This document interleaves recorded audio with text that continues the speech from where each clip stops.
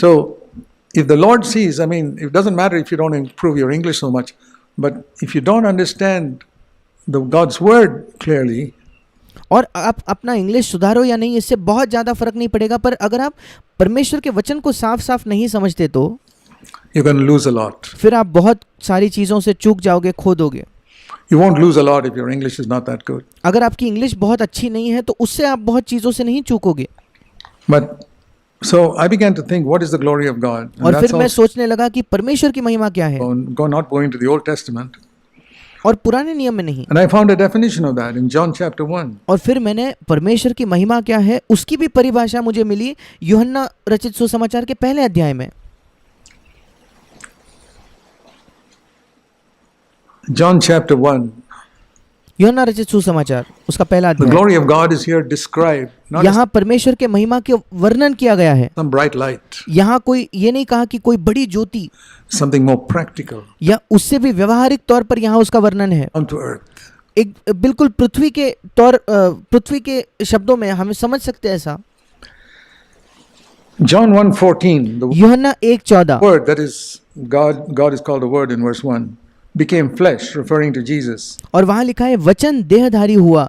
वचन अर्थात पहले वचन में लिखा है कि परमेश्वर को वचन कहा गया है, और परमेश्वर देहधारी हुआ अर्थात यीशु के बारे में ये वचन है.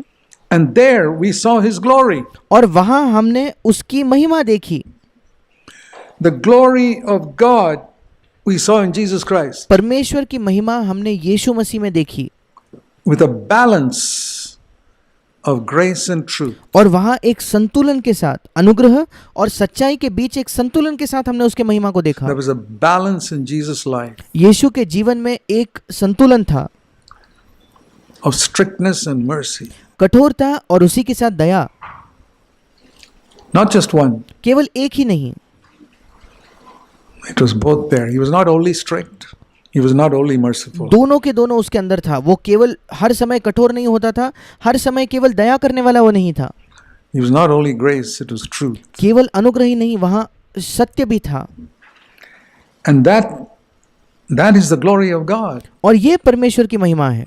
So I saw the definition of the glory of God is the earthly life of Jesus, the way he lived. और इस वचन से मैंने देखा कि परमेश्वर के महिमा की परिभाषा यही है कि यीशु मसीह का इस पृथ्वी पर जिया हुआ जीवन, जिस प्रकार से यीशु मसीह इस पृथ्वी पर जीता था, वो है परमेश्वर की महिमा. So I got my definition of sin finally. और आखिरकार मुझे पाप की परिभाषा या उसकी व्याख्या मिल गई. Anything that comes, all have sinned and come short of the glory of God means सबने पाप किया और परमेश्वर के महिमा से रहित है, उसका मतलब ये है all have sinned and are not living like Jesus. सबने पाप किया और वो यीशु के अनुसार जीवन नहीं जीते, यीशु के जैसे जीवन नहीं जी रहे. That's the definition of sin. वो है पाप की परिभाषा या उसकी व्याख्या. They have come short of that standard. वे उस स्तर से, उस मापदंड से चूक गए हैं, उससे रहित है. And once I got that standard, और एक बार मुझे वो आदर्श, वो मापदंड मिल गया, I said, okay, मैंने कहा ठीक है, I got to work towards that. फिर मुझे उसकी ओर चलना है, उसी मार्ग पर मुझे आगे बढ़ना है. Is that possible? क्या ये संभव है? We read that in Hebrews 4, let us draw near to the throne of grace. हमने इब्रानियों 4 में पढ़ा, आइए हम उस अनुग्रह के सिंहासन के निकट आए, so that we can receive grace to help us ताकि हम उस अनुग्रह को प्राप्त कर सके हमारी सहायता के लिए in the time of temptation. हमारे प्रलोभन के समय में. So I realized the reason I'm falling और मैंने ये बात को समझा कि मैं निरंतर गिर रहा हूँ, उसका कारण ये है is because in the time of temptation, which is my time of need, कि जब प्रलोभन का समय आता है, जो मेरे आवश्यकता का समय होता है, I'm not going to ask God for grace. I thought I can make it on my own. मैं परमेश्वर के पास अनुग्रह मांगने के लिए जा ही नहीं रहा. मुझे लगता था मैं खुद से कर सकता हूँ. I've got verses in my Bible and मेरे बाइबल में अलग अलग वचन हैं, in my mind. मेरे मन में अलग अलग वचन You know, हैं. the Old Testament, how did they keep themselves from sin? क्या आप जानते हो पुराने नियम में लोग अपने आप को पाप से कैसे स्वतंत्र रखते थे, पाप से कैसे बचाए रखते थे? See Psalm 119. मेरे साथ निकालिए भजन संहिता 119. This is how they kept themselves from sin in the Old Testament. पुराने नियम में पाप से दूर रहने का ये उनका तरीका होता था. Psalm 119 verse 11. भजन संहिता 119 उसका 11वां वचन. This is David. ये दाऊद के विषय में है। Your word have I treasured in my heart that I might not sin. मैंने तेरे वचन को अपने हृदय में रख छोड़ा है कि तेरे विरुद्ध पाप न करूं। That word was the 10 commandments. और ये जो वचन था वो 10 आज्ञाओं के विषय में है। But even with that, David disobeyed the 10 commandments. पर इसके साथ भी दाऊद ने उन 10 आज्ञाओं का उल्लंघन किया। He committed adultery, उसने व्यभिचार किया, and then to cover up that adultery, he committed murder. फिर उसी व्यभिचार को छुपाने के लिए उसने हत्या की, खून किया। So it didn't really help him. और इसलिए उसके वचन, इन वचनों के द्वारा उसकी सहायता नहीं हुई। The guy who wrote this, जिस व्यक्ति ने ये वचन लिखा है, he wrote this. He didn't realize how he slipped up later on. Well, I'm not going to judge David. He didn't have the Holy Spirit. उसने ये वचन तो लिखा पर खुद उसे एहसास नहीं हुआ कैसे वो फिसल गया।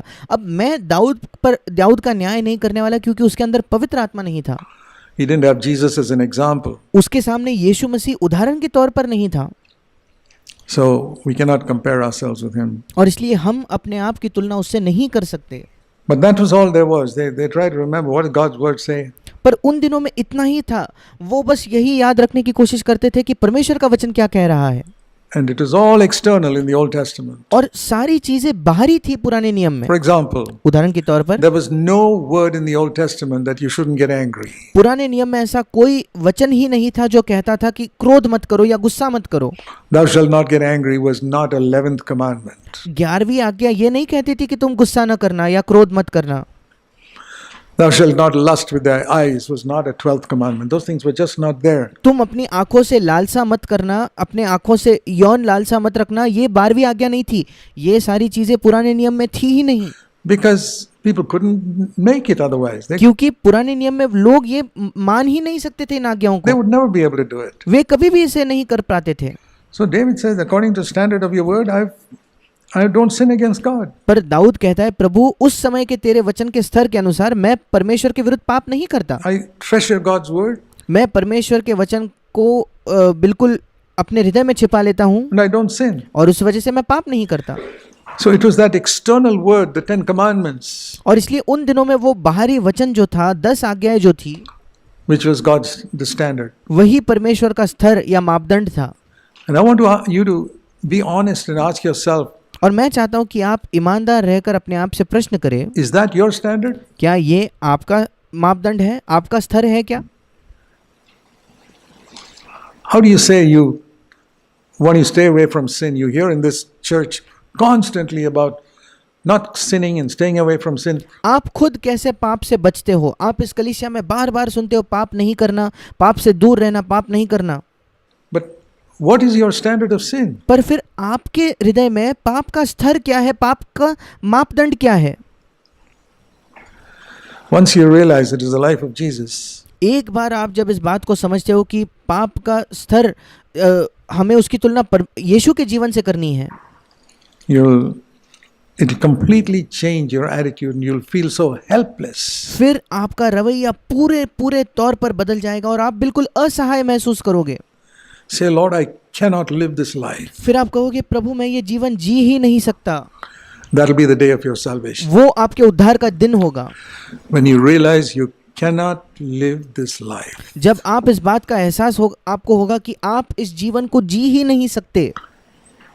That was the day of my salvation. उसी दिन मेरा उद्धार का दिन था जब मुझे ये एहसास हुआ। When I realized I cannot live it. जब मुझे एहसास हुआ कि मैं ये मसीह जीवन नहीं जी सकता। No matter how many good resolutions I make. चाहे कितने भी अच्छे या दृढ़ निश्चय मैं क्यों ना कर लूं।